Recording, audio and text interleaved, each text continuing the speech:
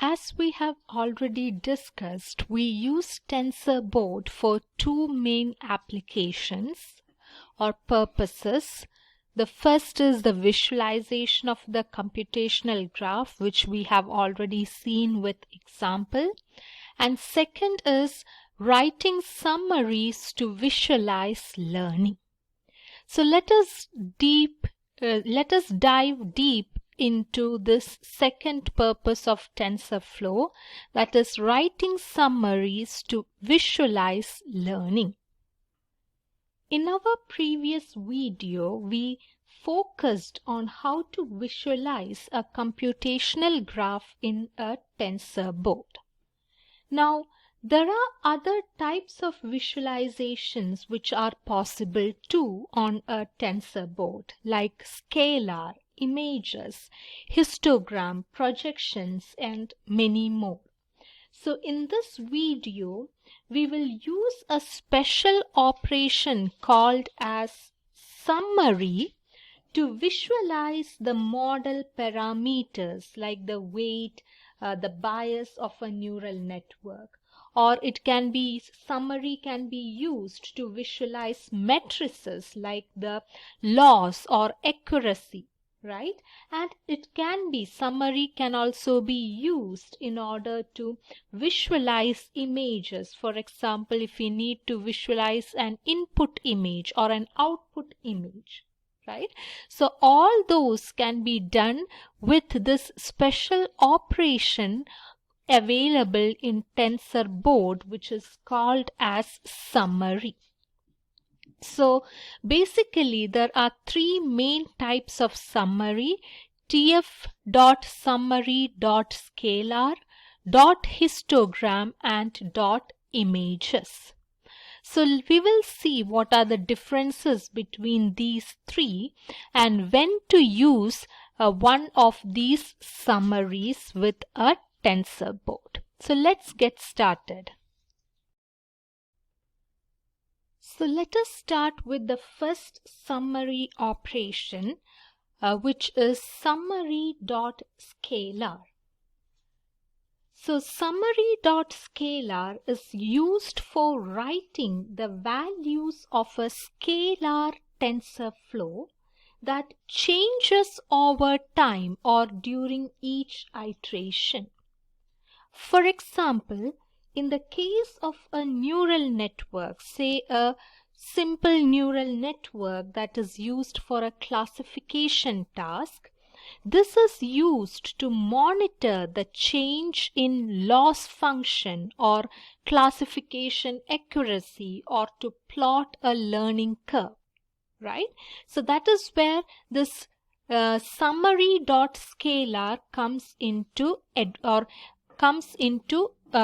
advantage. Now, in order to show you an example, I have randomly created 100 data points from a standard normal distribution. So here I have created a standard normal distribution and I am creating 100 data points such that these data points are normally distributed. So again, one way to do or to simply create a standard normal distribution, values that falls in a standard normal distribution, is to initialize that normal distribution with a mean of 0 and a standard deviation of 1. And then in order to create 100 such points that belongs to a normal distribution, I have designed a for loop which loops through 100 times. As you can see here, I have created a variable called as first summary, which actually works with the operation or which does the operation of summarizing the scalar value. So again, this line of code is very important for TensorBoard. Anything to work or for the TensorBoard to get activated, you should have a folder wherein which your log can be recorded. So again, like in our previous examples, I have used the folder called as graphs. So when you execute this particular code, we will get a log function in the folder called as graph, and it is based on this log function our TensorBoard will get activated. So let us go ahead and run this. So once we have run this, again as before, we will go to our Anaconda prompt and type in the command Python -m and so on, and let us now go to our local host port number 6006, and you can see a TensorBoard visualization here. So as you can see here, we have the summary, scalar summary of the data points that comes from this name we have already given in our code. So you could see that a new tab called as scalars is being added to the TensorBoard, and then you also have the graph as like before, which shows what is your computational graph.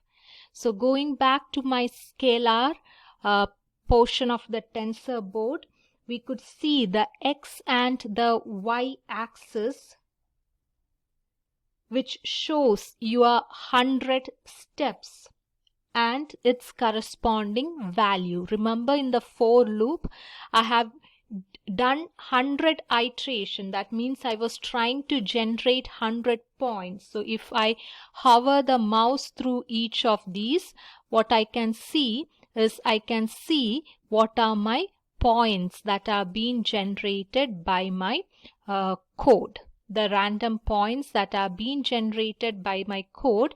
But of course that is a normally distributed value. Again, according to your need, you can adjust this smoothening to make your graph smooth. So here you can make the adjustments. So the next summary operation that we will be looking is histograms. Now, histograms comes in handy if we want to observe the changes of a value over time or over iterations. So it is used for plotting the histograms of values in a non-scalar tensor. This provides us with a view of how the histogram of the tensor value changes over time.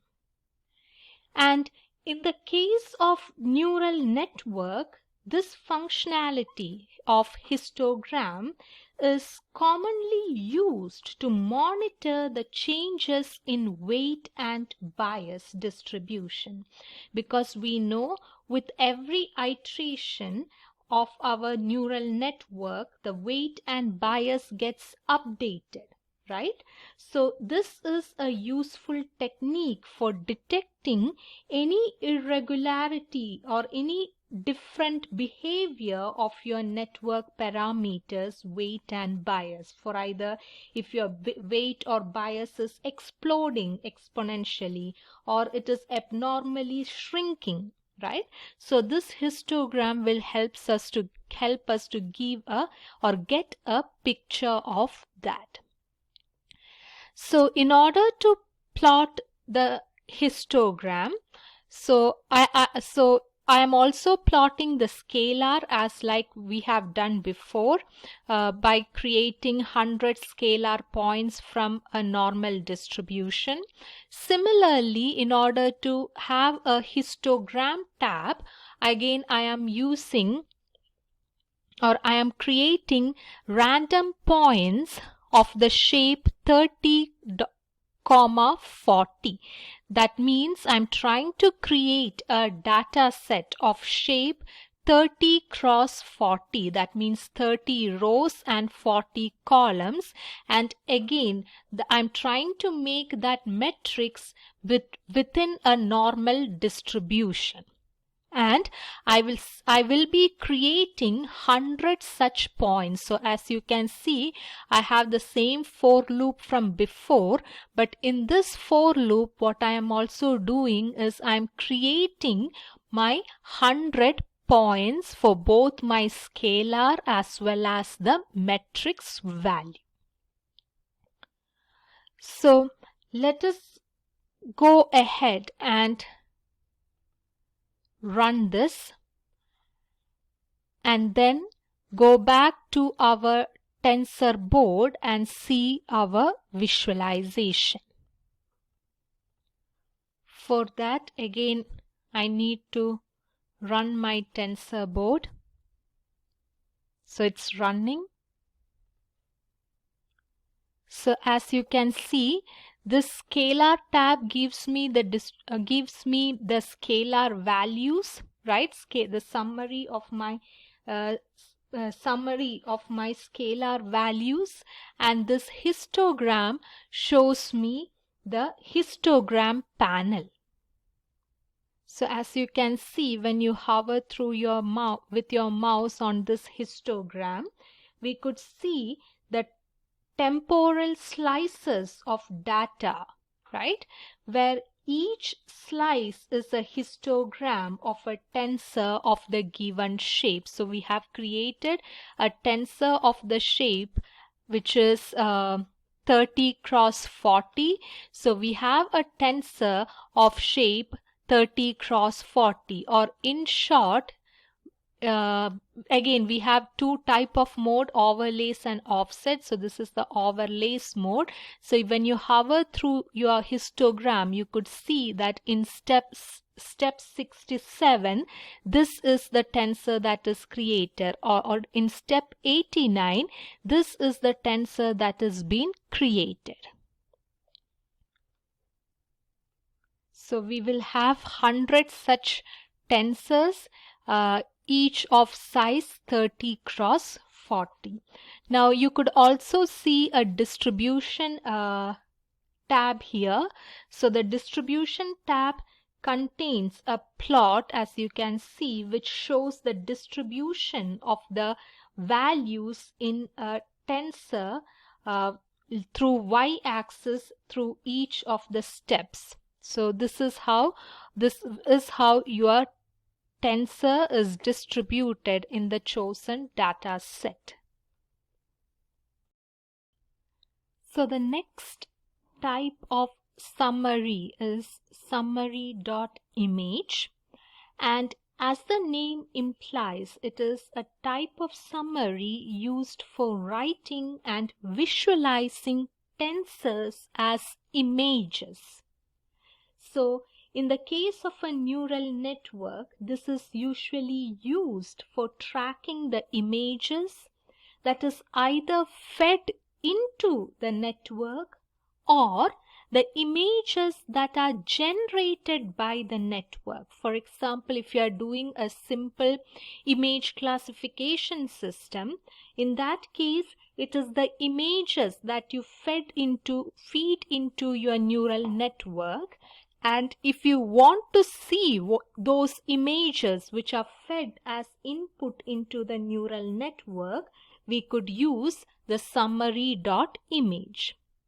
Now sometimes when you are, for example, if you are designing an autoencoder or a generative adversarial neural network, now these types of neural network we will study in our later in our course, but these neural network actually outputs an image or generates an image. So in that case also we can use summary.image. So whenever there is an image, either it is used as an input or whether it is being generated as an output and you wanted to visualize that image, we can actually have summary.image. Now, in this case, again, I have created two variables as you can see here. And one variable I have created is of shape 30 cross 10 and another which is of 50 cross 30. And this 30 cross 10 I will be using to create a grayscale image of 10 cross 10 size. So using this 30 cross 10 tensor, I will reshape it in order to create 3 grayscale images of size 10 cross 10. So that is why here you could see I have reshaped my variable WGS as 3, 10, 10, 1. That means I'll be creating 3 images of size 10 cross 10 and which has a depth of 1. That means I'm creating a grayscale image. Whereas in this line of code, you could see that I'm reshaping W underscore C to create a 10 cross 10 image, which is a color image. Why color image? Because as you can see, its depth is 3. That means RGB. It is a color image. So using this W underscore C tensor that is of shape 50 cross 30, I will now create 5 10 cross 10 color images, right? So, and then using our tensor board, I will visualize these images that has been created. So let us go ahead and run this. And like before, have our tensor board running.